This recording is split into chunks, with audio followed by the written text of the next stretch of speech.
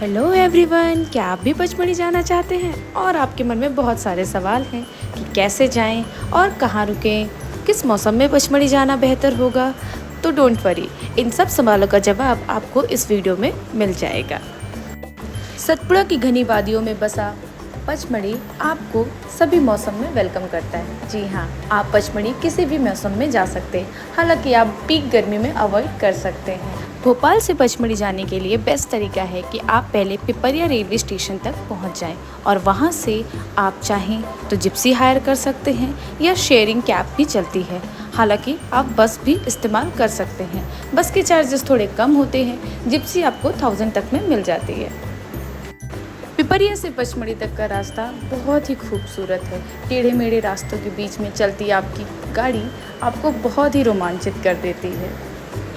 पचमढ़ी में भीड़ मुख्यतः वीकेंड में ही होती है, तो अगर आप बजट ट्रैवल करना चाहते हैं तो आप यहाँ वीकडेज में आइए। यहाँ आपको सस्ते होटल्स मिल जाएंगे। पचमढ़ी आपको बहुत ही खूबसूरत रिसॉर्ट भी ऑफर करता है, जिनके प्राइस 3000 से स्टार्ट हो जाते हैं। तो आप चाहें तो रिसॉर्ट में भी अपना स्टे कर सकते हैं, हालांकि होटल आपको चीपर ऑप्शन पड़ेगा। पचमढ़ी में हमने अपने डे 1 की शुरुआत हांडी खो से की। आप देख सकते हैं ये कितनी गहरी खाई है और इसका शेप बिल्कुल हांडी के जैसे है, इसीलिए इसे हांडी कहा जाता है। और फिर यहाँ क्लिक कराई हमने ढेर सारी फ़ोटोज़। अमेजिंग फ़ोटो आ रही थी, यहाँ का व्यू इतना प्यारा था, आपको यहाँ ज़रूर आना चाहिए।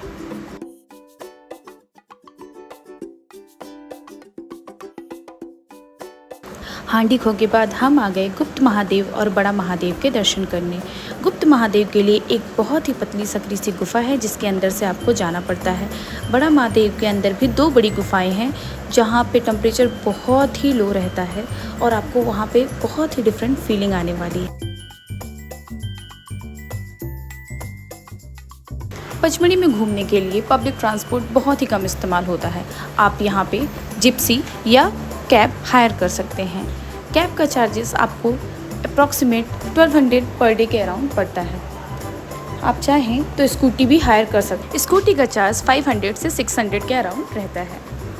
हालांकि मेरा सजेशन यही रहेगा कि पचमढ़ी की गलियाँ चूँकि टेढ़ी मेढ़ी हैं, तो आप कैब या जिप्सी का ही इस्तेमाल करें, आप फ्रीली ट्रैवल कर पाएंगे।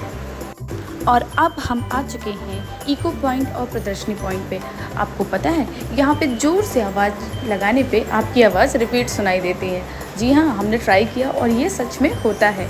और यहाँ का व्यू क्या अमेजिंग होता है, literally you are going to love this place, amazing.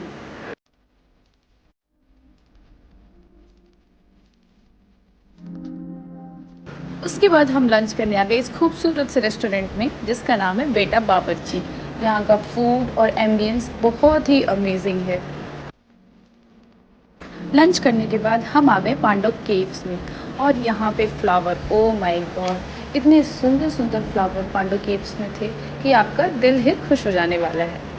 Pandav caves में 5 गुफाएं हैं और कहते हैं कि अज्ञातवास के समय पांडव यहाँ पे रुके थे। इन गुफाओं में वर्तमान में 2 ताला लगा हुआ है, हालांकि आप इन्हें बाहर से देख सकते हैं। और इसके सामने का गार्डन बहुत ही ज़्यादा अमेजिंग है। आप चाहें तो यहाँ पे बहुत देर तक बैठ के रेस्ट कर सकते हैं और व्यू का लुत्फ उठा सकते हैं। पांडव केव्स के बाहर मैंने चलाई ये अमेजिंग सी मोटर बाइक और बहुत ही ज़्यादा मज़ा आया।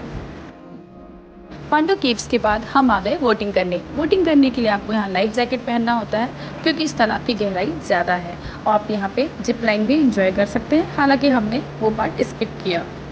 रात को बाहर ही डिनर करने के बाद हम आ गए अपने होटल में और फिर किया रेस्ट।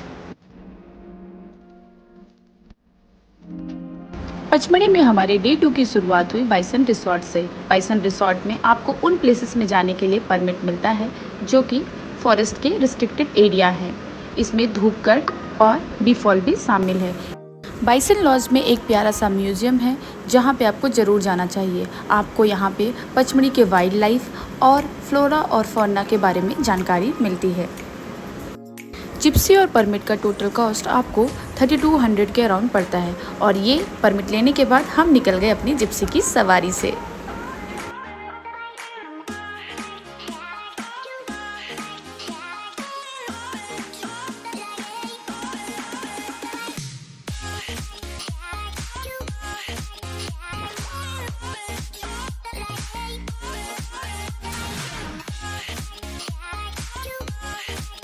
यहाँ बी फॉल में जाने से पहले आपको एक छोटा सा वाटरफॉल ऊपर ही पड़ता है।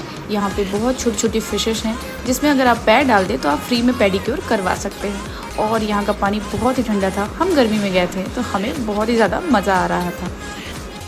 हमने यहाँ थोड़ी देर बैठ के एंजॉय किया। आप चाहे तो यहाँ नहा भी सकते हैं और इस ठंडे ठंडे पानी का लुत्फ़ उठा सकते हैं।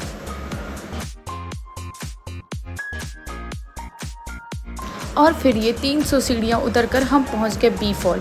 बी फॉल का नाम बी फॉल इसलिए है क्योंकि यहाँ बहुत ही ज़्यादा ऊपर से पानी गिरता है जो कि बिल्कुल मधुमक्खी के डंक जैसा फील होता है। बी फॉल का पानी एकदम वाइट सिल्वर जैसा शाइन करता है जो कि आपकी आँखों को बहुत ही सुखद अनुभूति प्रदान करता है। बी फॉल घूमने के बाद हमने किया लंच और फिर हम वहाँ से निकल गए रीछगढ़ के लिए।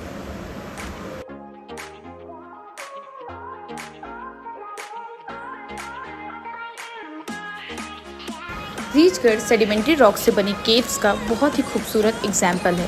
कहते हैं कि पूरा पचमढ़ी पहले समुद्र के अंदर था। समुद्र के अंदर होने के कारण ही यहाँ पे सेडिमेंट्री रॉक्स पाई जाती हैं। रीछगढ़ नाम से आप बिल्कुल कंफ्यूज ना हो। आपको यहाँ रीछ देखने को नहीं मिलेगा। देखने को मिलेंगी तो बहुत ही गहरी गहरी अंधेरी सी कंदराएं, और वहाँ पे जाने में आपको लगेगा थोड़ा डर। रीछगढ़ में गुफाओं से नीचे उतरने के बाद आपको बहुत ही ठंडा फील होने वाला है क्योंकि यहाँ का तापमान सामान्य से बहुत कम रहता है। रीछगढ़ में बहुत ही ऊंची ऊंची चट्टानें हैं और बहुत ही सुंदर सुंदर पेड़ लगे हुए हैं। रीछगढ़ एंजॉय करने के बाद हम निकल गए धूपगढ़ के लिए। धूपगढ़ एमपी और छत्तीसगढ़ का हाईएस्ट पॉइंट है जिसकी ऊंचाई लगभग 1350 मीटर है। धूपगढ़ एकदम टॉप में होने के कारण यहाँ से व्यू बहुत ही सुंदर दिखता है और आप यहाँ से पूरा पचमढ़ी देख सकते हैं।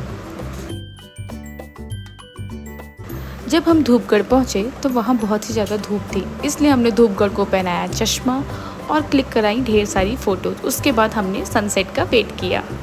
धूपगढ़ से लौटते समय हमें रास्ते में बाइसन दिखा। ये इकलौता जानवर था जिसे हम पचमढ़ी में देख पाए। पचमढ़ी में डे 3 की शुरुआत हमने करी जिप्सी हायर करके और हम निकल गए जटाशंकर के लिए। जटाशंकर टेम्पल शिव जी का बहुत ही फेमस टेम्पल है। जटाशंकर मेन मार्केट से 1.5 किलोमीटर के डिस्टेंस पे ही है, लेकिन अगर आप स्कूटी से आते हैं तो आपको यहाँ अंदर तक आने को मिलता है। अगर आप हमारी तरह जिप्सी से आते हैं तो आपको 1-1.5 किलोमीटर का ट्रैक करना पड़ेगा।